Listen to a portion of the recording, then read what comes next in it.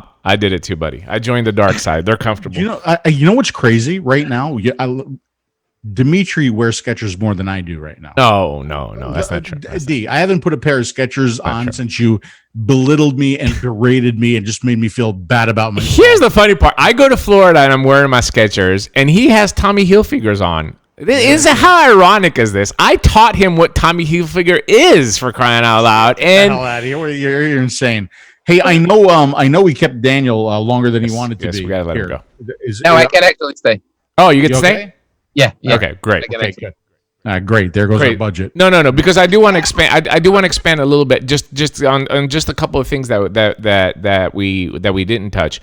I think that seeing MTL making a comeback, I think it's great. I think it's great for vapors as well too, because I do know a lot of people went back to cigarette smoking. We even have data now. A survey came out just a month ago saying that a lot of people during the COVID and with the regulation that's going on, we're seeing flavor bans in New York and in various cities in California and other states as well too. A lot of people went back to smoking. So if you go from that combination of sub-ohming that was not satisfying for some people, they were spending too much money, they went back to cigarette smoking. The COVID, the stress and all that drove people back to cigarette smoking. Making a comeback for MTL right now is perfect timing, as long as the industry can take advantage of it and promote it once again as a tool to quit smoking and not as a lifestyle, right? And I think that's the distinguished benefit that the MTL hype right now is bringing us, is for us to use it correctly. Yep. I hope so. Let me ask you this. I'll ask the both of you guys this. When it comes to mouth to lung, when it comes to it making a comeback now, what do you think the reason is, or how much do you think Nick salts affected this kind of turnaround? I mean, I don't think that Nick salts played a role in MTL. I really don't. I think what happened is that as restrictions were happening with flavor pods and stuff like that, people were looking to open systems. And then when they were looking at the open systems, all we had was open pods. Some of them were not satisfying. Freebase was not cutting it for it. I mean, the introduction of our tanks as well, too, I think drove a lot of interest back into the MTL. I mean, that might sound a little cocky, but I think it's good. It's not a bad thing. The reason why we created the Zenith was to have a competitor to the Nautilus, because at the time, only the Nautilus was available on the market. I want everybody to be clear with that. How do we take the Nautilus and make it a little bit better? Nothing against the Nautilus. The Nautilus did great, helped, and continues to do that. Yeah. Right? The Nautilus was successful because it had a great coil, it had a great vape for a replaceable coil tank, and it helped hundreds of people. All we wanted, I mean, hundreds of millions of people quit smoking. But what we wanted to do is do a top feel, easy coil, so you don't have to take. And we wanted to do just an updated version of the Nautilus. That's why we put it on the market, and it's done very, very well. So to think that salt nicotine, no, I don't think that it played a role for MTL. I think maybe the bans and the non-availability of open systems to use some of this higher nicotine did. Daniel, what do you think? Yeah, I agree with that. Not so much the Nick salts, but I think, and I could be wrong, but I think because mouth to lung has been always it's been always selling better in Europe, I guess, yeah. especially since the TPD restrictions, restricting the higher nicotine liquids down to 10 ml bottles. I think a lot of people in Europe were forced to either keep vaping mouth to lung or go back to mouth to lung. And I think with the restrictions over here and the possibility of bans, all these companies all of a sudden started to cater more to the European market and flood the US market also with mouth-to-lung and pod systems and AIOs too. Yeah, interesting point. I think that the type of nicotine that you use is a little bit irrelevant. If you're looking for a conversion, I think that Freebase gives you that throat hit. Salt nicotine gives you a smoother hit. So, if you're having issues with either one, you have that choice to make.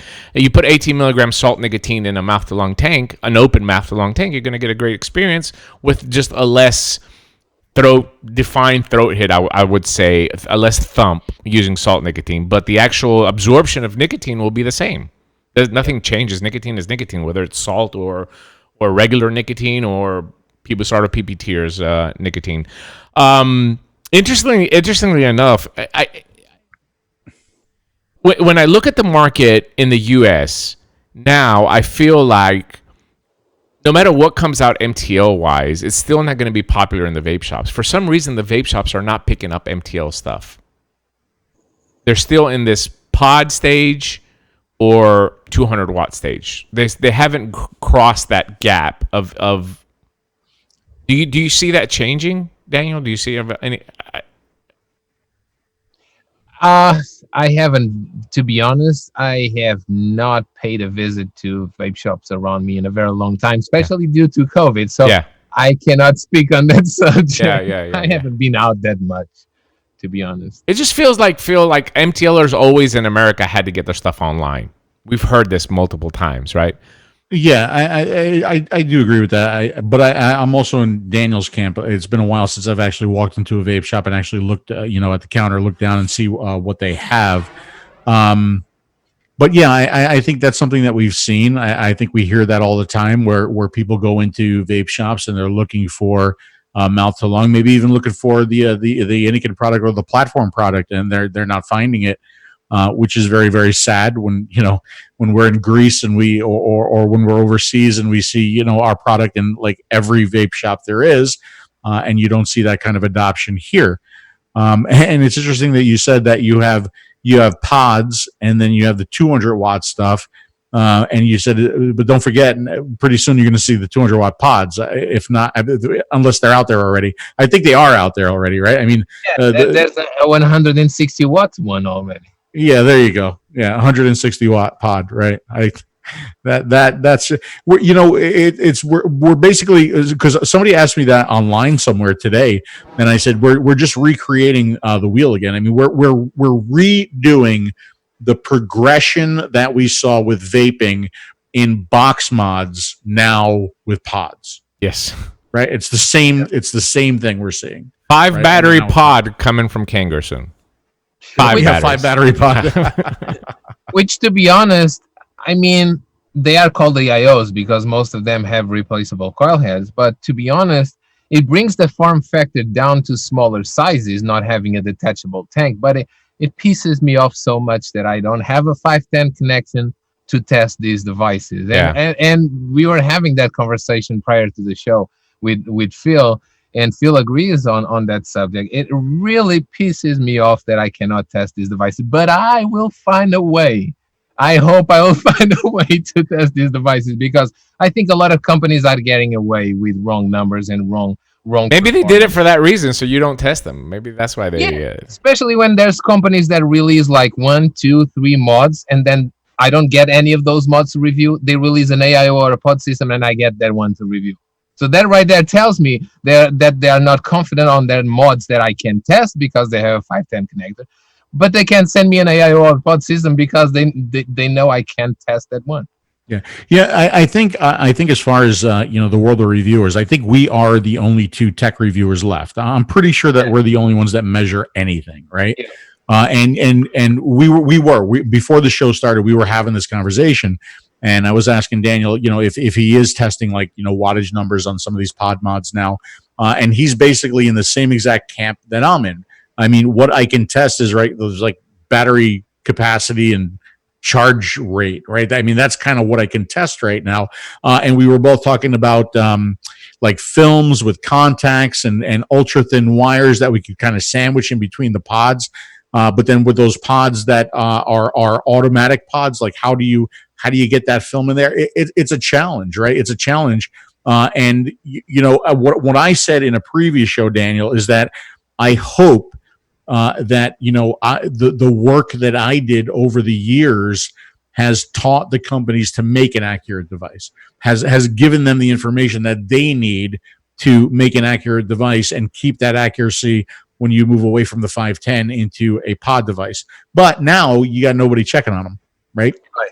And there were many devices in the past, those 510 devices, where they said it's got this wattage, and Daniel and I said, no, it doesn't. Right? Can I bring up? And it forced the industry to make a change. It forced the industry to make a better product, right? And that could be happening right now with pod mods, and we don't know it. No, it really did. I would say not so much me, because I came later to the scene. You were already around for a lot more years than I was. So old. He's so old, Daniel. I would say you especially, but both of us combined. Yeah, we helped a lot of these companies to finally get accurate output on these devices, and even the safety features. Like, I would still revert back to 2018. A lot of devices didn't have a temperature cutoff. They would get insanely hot and still not cut off with an internal battery. So both of us, especially you, we really help these companies without a doubt. That's something else that I check. I test too. I test obviously at least short circuit protection, right? So I was doing this with the smoke, the Novo X and the NFix, because they're automatic only. Right. So now I'm trying to get a short circuit error, and I'm trying to photograph the short circuit error. Right. So like I got all kinds of metal jammed in here, and I'm like aimed at my camera, the metal, and I'm puffing on it. And I'm like, please throw a short circuit error on the screen. Right. It wasn't easy, but I got it. Can I bring up a point on these AIOs? I mean, aside from the form factor, the benefit of the 510 is that you can take any tank that you want and put it on any device, and you get an enjoyable. So again, is the AIO something as the term MTL for China? Is it just the new and the hype thing, and everybody's going to put that same? I mean, I can't lie. We're working on another one as well too. But the demand from the vapors has shifted to those type of devices. It's obvious, right? They're starting to see the Drag X, a lot of popular devices. I see I sell them in Greece as well too. But the benefits between the two types of systems, and I'm talking about a tank system that you can refill with a 510 and an AIO. I mean, if you look at the form factor, just in this shot right here, you see that. I mean, it's not like you're gaining that much size-wise, I would guess. What would you say, as tech reviewers, what would you say would be the benefit between each one of these setups? Especially form factor, but still, as like you said, still not much of a difference. But features like some have. Yeah. Some higher wattage devices, like the ones from Vaping, have an automatic draw switch, right? Something that wouldn't be possible with the 510 connector and the tank attached. But a lot of these devices, a lot of these AIO devices don't even have that feature. So, yeah. Phil? Yeah, so I agree with Daniel there. The automatic feature, the automatic switch feature, right? And outside of that, you can talk about form factor, but this is where I like to see some unique and interesting and different kind of form factors. And we're starting to see that with the side-by-side devices, right? Where you're trying to get a smaller form factor in a traditional 510 device. To me, unless a pod device has a 510 adapter available for it, I just don't get it. Here's why I don't get it, right? When you buy a pod device that doesn't have a 510 connection available for it, you open yourself up to a world of 4 coils, 5 coils, and you're stuck in that world. You're stuck with that proprietary coil in that proprietary pod, right? Now, when you buy a 510 device, you open yourself up to a world of thousands of tanks and tens of thousands of coils, right? That's why especially when the pod mod doesn't come with a 510 adapter, or you can't, or it doesn't have one available. That's why I guess I don't understand it. I thought the other way was better because it was just more compatible with everything, and you could literally pick and choose what you put together, whatever you wanted. You have to use the coils that are proprietary to that tank. Period. What's that? You have to use the coils that are proprietary to that AIO type tank. Because you can't mix them. That's the point. That's a very good argument, but that's also probably the reason why so many of these AIO devices nowadays are being released with a rebuildable option, with a rebuildable pod, because maybe they really don't sell that well. So now let's offer vapors the rebuildable pod. Yeah, but if you're buying it for the ease of use, I'm going to tell you a funny story. This is an absolutely true story. When 𝗀𝗄 released the sub tank, right? They released the sub tank and then a revision of, and they were selling coils. The sub tank was one of the most popular tanks on the market and probably the best selling product that 𝗀𝗄 ever made. And at some point, the sales started slowing down. So what do they think they're going to do? Well, we're going to release a tank and we're going to have an RBA base. The RBA in the 𝗀𝗄 was really finicky. It wasn't great. It wasn't amazing, but it was a tool to sell these products. Yeah. In our data, okay, that we collected at the time, this is 2015. In our data that we collected, we found that under 3% of the people that bought the tank for the RBA base continued to use it after a week. Right? Under 3%. That means you buy it, you build it once, you put it in your tank, you use it, then maybe you try to rebuild the same thing, you just I'm just going to change the coil. So is the RBA base really there for people to use, or is it just another tool for people to buy? And you're like, I'm buying an AIO. I don't want to sit there and, micro build these coils in this little small chamber and try to get it right, I mean, no comments? Wow. That's actually, I would agree with that, but a lot of these AIOs are coming with rebuildable pods, not rebuildable tiny little finicky coils. So rebuildable pods for some of these devices, I think I even have the Aegis Boost, are full blown up pods that have a base that goes in it. Yes, I get it. Again, it's not even just specific to the chamber. It's just specific into look. Me personally, I love a rebuildable tank. I know where to get the zenith of my flavor. I'm the top of the mountain for my flavor in a rebuildable tank. And then from there on, I just judge everything that goes down. If I want convenience, I can drop down. But I think it's important. And I see some comments from Joel Oliver complaining about coils that are ripoffs, and not everybody can build.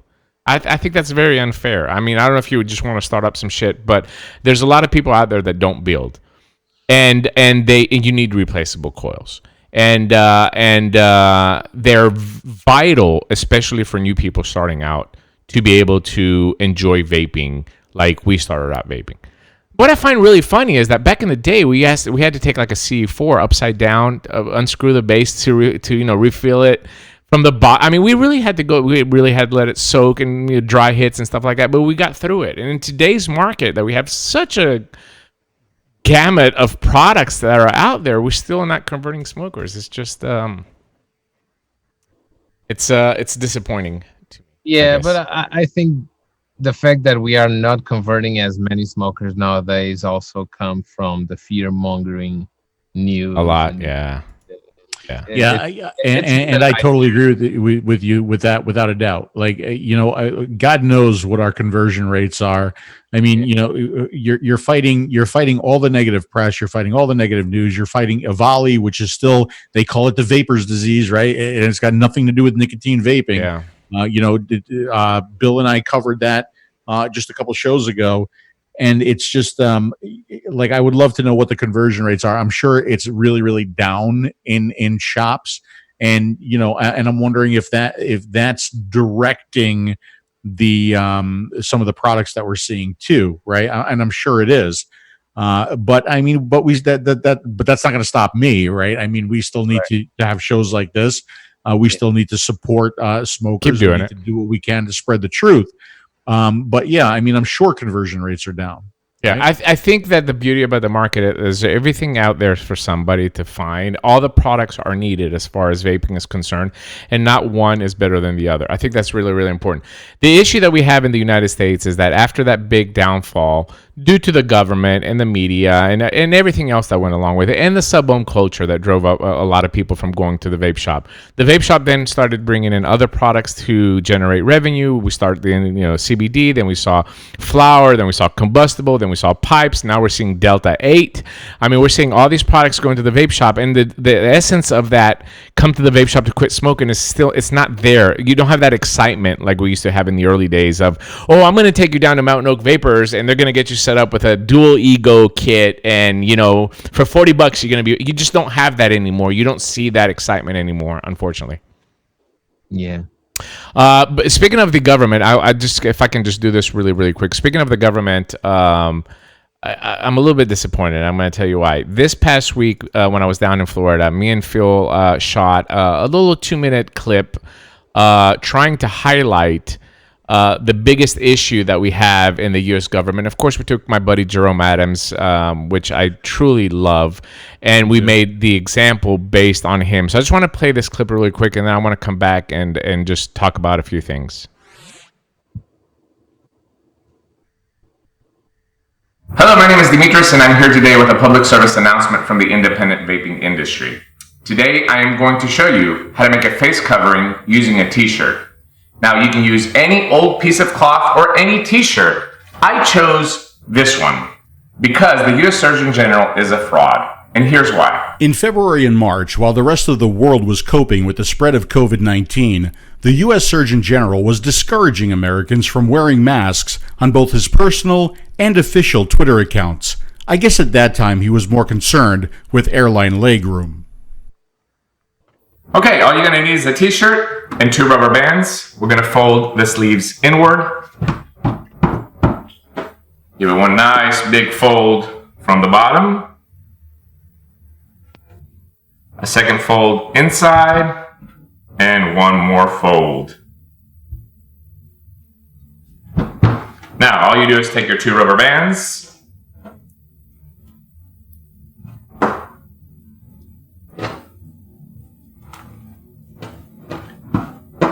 and give the shirt one more fold on the inside.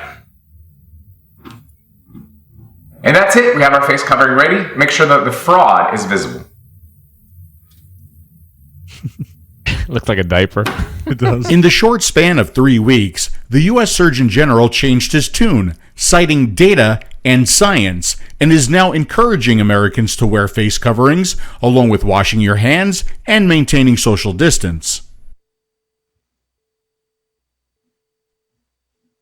So if you, Jerome Adams, the Surgeon General of the United States of America, claim that new data and science show that face coverings act as harm reduction for the spread of COVID-19, then you absolutely must look at the new data and science that vaping acts as harm reduction to illness and death caused by traditional tobacco cigarettes. Vaping, according to the Royal College of Physicians, is at least 95% less harmful than traditional cigarettes and has helped millions of people all over the world quit smoking. An interesting point, can the Surgeon General read from Janine?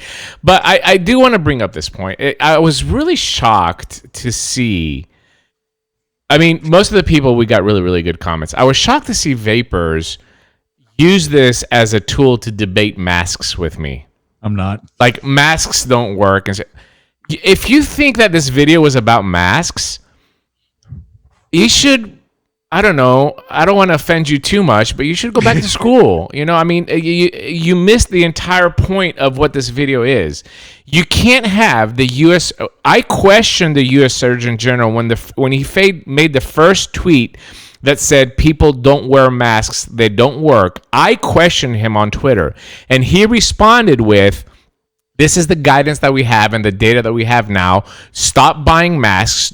While the rest of the world was coping with COVID, by the way, in America, the U.S. Surgeon General was saying that. And then 3 weeks later, approximately 3 weeks later, he said in a tweet, that he got data in science that shows that masks. Listen to me closely to what I'm telling you. If you don't believe fraud and corruption exists in this country, this is the prime example. In a short 2-3 weeks, oh, by the way, on that span of time, he was on every fucking channel, Today Show, Morning Show, The View, all that, doing all these appearances. And he found time in those 3 weeks to gather and go over all the data and science on masks, and then he changed his policy. Now he's telling everybody, save me and save you and wear a mask. The whole point of this video is to expose the fraud that he is. And number two, if you are really data and science driven, look at the data and science on vaping. That's all this video is about. And I'm sitting there literally having PM conversations with somebody arguing with me about fucking masks. Yeah. Usually, well, you guys know on all my reviews, I respond to all the comments, right? That one I stayed away from. There were a lot of good comments on the video. There were absolutely a lot of good comments, but that's the thing. Sometimes I don't understand people, right? I don't understand people because you would assume, right? You would assume that anybody who watches my channel is a vapor. I would guess that. I would think if you're on the People Starter channel, you're a vapor, right? And I would imagine, or a foot lover of Skechers. I don't know. Right. And I would imagine if you're on the People Starter channel, you don't want vaping to go away, right? You don't want vaping to go away. So what this is another tool. And again, I don't understand why right away it was with the mask. Guys, wake up. That video had nothing to do with masks. What it had to do with is if you can look at data and change your mind, well, then how about looking at data when it comes to vaping and change your mind, right? That's kind of really all that we're saying. So we were trying to put another tool out there that maybe vapors could use and spread, but once again, this is my favorite comment on the video. And it's in bold as well, too. Do you own research wearing a mask will not protect you from any virus? Did someone in your family die because they did not wear a mask? You completely missed the fucking point. You missed the point of the video. And it's do you guys think that the Surgeon General is even discredited by doctors nowadays? I'm saying this because my doctor, which is not a vapor, right? I went to him 2 months ago to do a bunch of exams like blood work, a high resolution x-ray to my lungs and everything for the green card application. Finally, since immigration is working again past COVID closures. And I did all those exams, and the results of my doctor looking at my x-ray, he said, "Oh, your lungs are squeaky clean." He used that word, squeaky clean. And I said to him, "I've been a vapor for almost 10 years. And he said to me, "Oh, that explains." And I asked, "So are you a vapor?" And he was like, "No, I'm not a vapor, never been a smoker, but the data tells me everything I need to know." Yeah. And Surgeon General and all these entities are just fools. That's what my doctor said to me. That's unbelievable. That the Surgeon General and all these entities are just fools. Yeah, they are. My lungs are squeaky clean. I mean, and you know what the sad thing is? Now, if we went to, by the way, Daniel, I'm very happy that you have squeaky clean that's lungs, pretty right? But let's say we were to say, "Hey, Daniel, do me a favor, put us in touch with your doctor. We want to get your doctor on the Smoker Show." Most of them will say, "Oh no, yeah, they can't do that. They can't do it publicly." Right? We can't. I can't say that publicly. And it's well, why? Because it's going to affect my big pharma payouts. Yeah. You know what I mean? That's the problem that we're running. My doctor is the same way. She supports vaping 110% in the exam room. But if I tell her to come out, and they can't, honestly, the system is so corrupt that they can't come out and publicly say that. But I think that any doctor that is a true doctor that believes in his patients, if they find a smoker that can't, Yeah, if they can't quit smoking, I think that any real doctor that has looked at the data will suggest that they try vaping. And then there's the ones that are just simply getting checks from Chantix or whatever, and they're like, whatever, we're just gonna give you this so you can go kill your wife when you're sleeping at night. And the rant was more so geared towards the vaping community, but I do want people that are new looking at this to understand that your government is lying to you, and it's all because of financial interests. Nothing else. Your health is not important to the American government. We've seen this over and over again, and the Surgeon General is the top doctor. This is why I've kind of singled him out.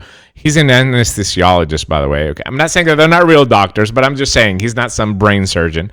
But this anesthesiologist, that's the top doctor in the United States, has said in the past that there's no evidence that vaping helps people quit smoking, that it causes, initiation to kids, it causes popcorn lung, it causes 𝗍𝗵𝗄. This is the top doctor. So his statement about masks is complete fraud. Whatever the reason why he wasn't supporting masks is not the reason why he said, because he does not read data and science. Because if he did, and he had taken the Hippocratic Oath as a doctor, then he couldn't sit there and spew all this bullshit that he does on Twitter, on his public, on his and on his regular account. But I got to put some happy thoughts. Look at it. Donald Trump is supporting watermelon peach right there. That's 110%. All right, let me look at some of these comments here. Make sure I didn't miss anything. Interesting discussion, folks, with the MTL hype. Definitely a buzzword. I will say that. Definitely a buzzword. I hope that we do a better job as a community this go around and take advantage of this MTL hype and try to convert some more smokers. Even if we have to go rogue, like we used to do in the old days, before we had vape shop. Even if we have to do boots on the ground, commando work and just grab one smoker at a time. There's definitely a lot of products today in the market that weren't on the market in 2016 and 2017 that can help a lot of people economically quit smoking. So maybe we have to do that. Maybe we just have to, put on some war paint under our eyes and just go after them. What do you think, Phil? Look like you're in deep thought. I think you keep comparing yourself to Donald Trump in that photo, yeah. and I disagree. Flock of seagulls, I get it. Flock of seagulls. If you look at that, I mean that is uncanny resemblance, by the way. I just want to put it out there. Look at his eyes. Look at his eyes. His eyes and my eyes are exactly the same. That is scary. Yeah, it really is. Yeah. Mark Lane, you guys know my story of losing the leg. Absolutely, Mark. Nice to see you, my friend. My doctors told me to try vaping before I actually did. Now that I do, just had my 1-year follow-ups at all 100%, lungs clear, cardiologist, heart is good. There you go. I mean, these are real people. How can the top doctor in the United States discredit you, Mark Lane? Forget about me. I'm in the industry. Daniel's in the... Let's say you don't believe us or whatever because we're in the vaping end. It was just horseshit, but whatever. Mark Lane is a real person, and the U.S. Surgeon General completely, as a human being, has discredited him from this country as a U.S. citizen with his rights to live a health. How do we allow this in the United States, in the greatest country of the world? How do we allow that? And as you said, of course, we are in the industry, and we could be biased towards this. But I mean, we are reviewers. God knows how much crap we've vaped over the years that doesn't even get released to the market, right? What better example than our own lungs that vape a lot more stuff than regular vapors? Yeah. So true. It's so true. I mean, if you think about it, really, reviewers are we are the guinea-est of guinea pigs out there, right? I mean, we vape. We have tried more products without a doubt than the average vapor, right? Because we're looking at so many different products.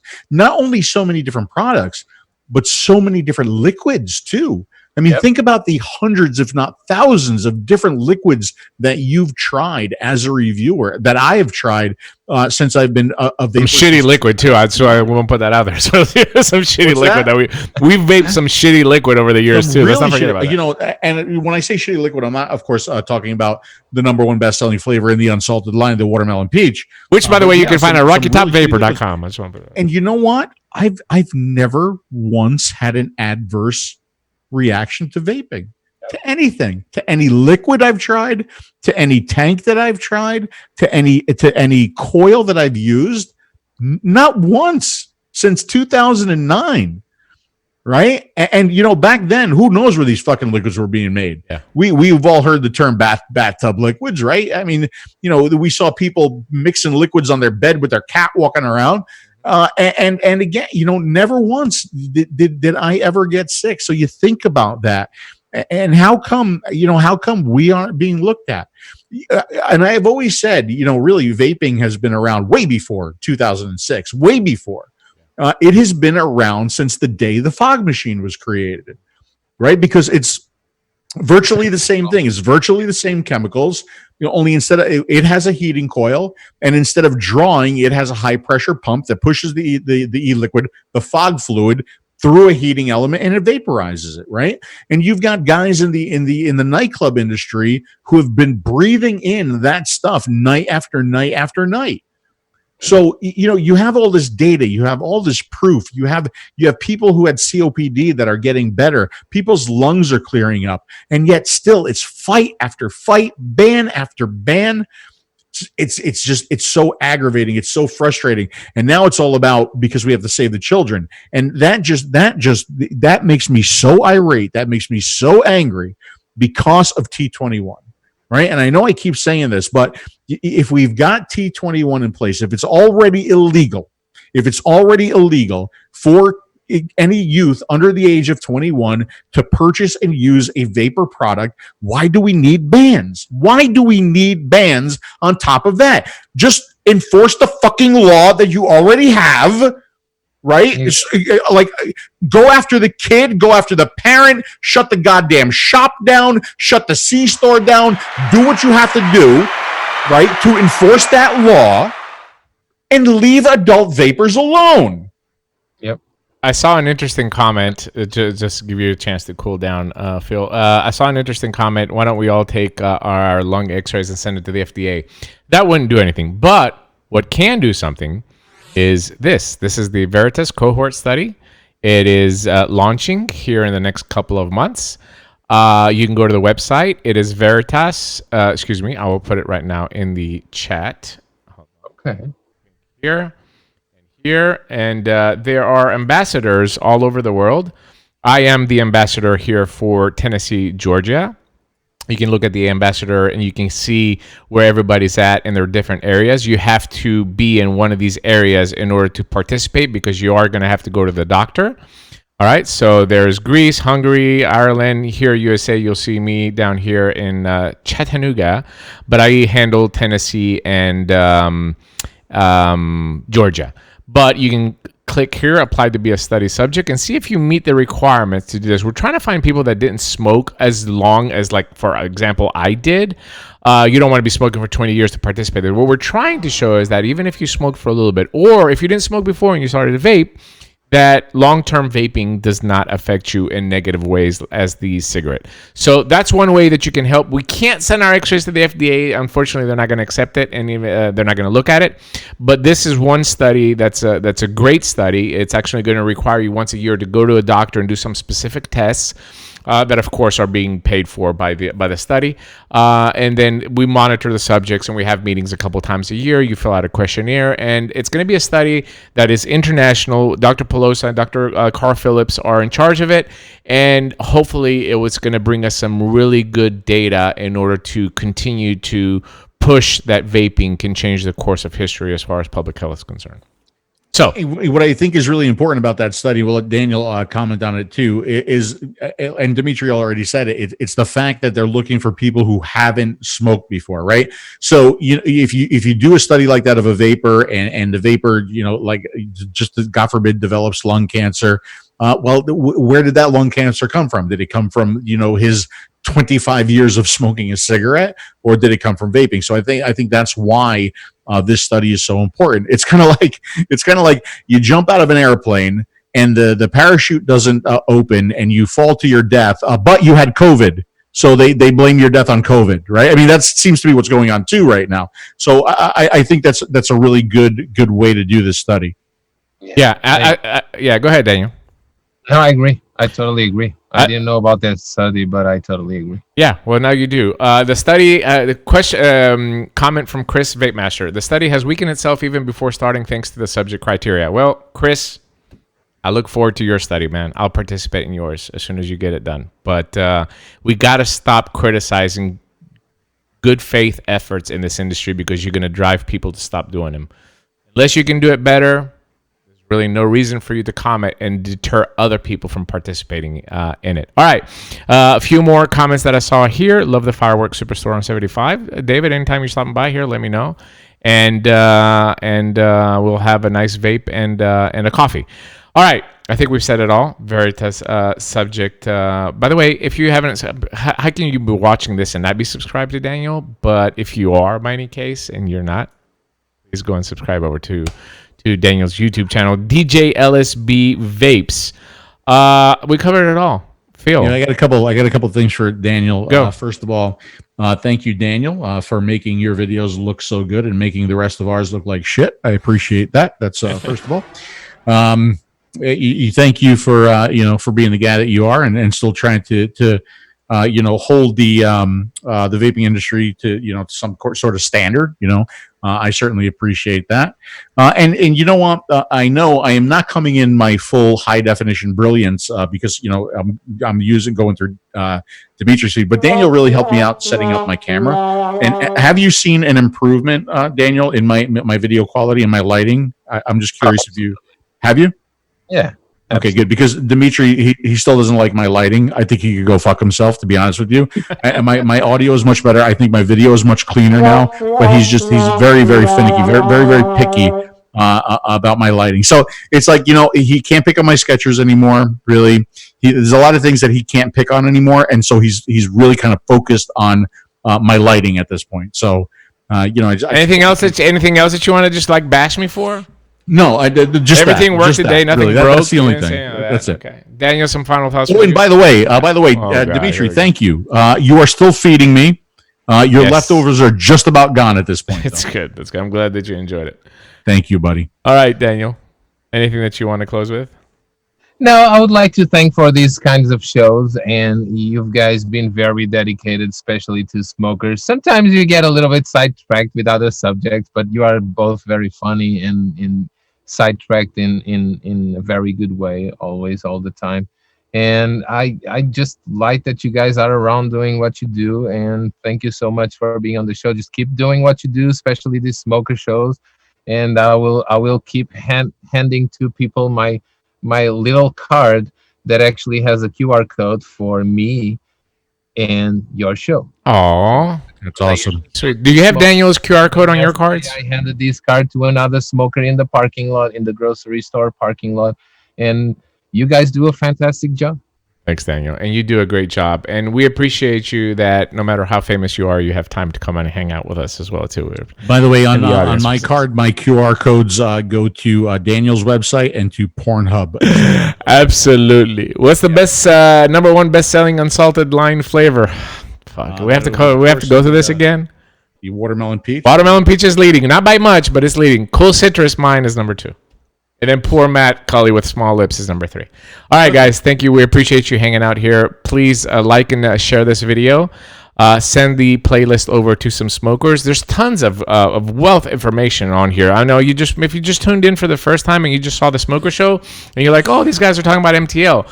But literally, we have over 65 episodes of packed science, facts, data, everything that 𝗵𝗵𝗶𝗀 wants. We have debunking myths, how to get started, what to get started with, where to buy it online, how to choose a vape shops. Everything is in this playlist here of all these videos. And what else can you do? You're stuck inside with a Corona. And not only the playlist, Dimitri, but if you obviously we do the replays on tasteyourjuice.com. And if you go to tasteyourjuice.com, there is a smoker show page, and we have a slide package on that page that has grown so much. And I think it would be like crazy beneficial for smokers to use, even for vape shops to use. Just a tremendous amount of information in that slide package, and it's downloadable and completely free for everybody. Awesome. Doesn't cost anything? No. What a bargain. What a bargain. We'll be back next Tuesday night with, a lot of drama. Daniel, a lot of drama going on in the vaping industry. I don't know what's going on. With the DP show? No. We're going to do drama in the next DP show? Yeah, why not? Drama gets you all kinds of views and hits, right? So Daniel, are you involved in any drama at this point? No, I've been staying away from drama for. Let's make some shit up. Let's make some shit up. Connected from everything. Let's start a rumor that Daniel's 4K cameras are all clones from Fast Tech. Clones. Let's start Cutting you off, I'm telling you. I'm staying away from drama. All right, guys. Have a wonderful evening. We'll be back next Tuesday night, 9 p.m. Eastern. Same channel with the DP show. Have a wonderful evening.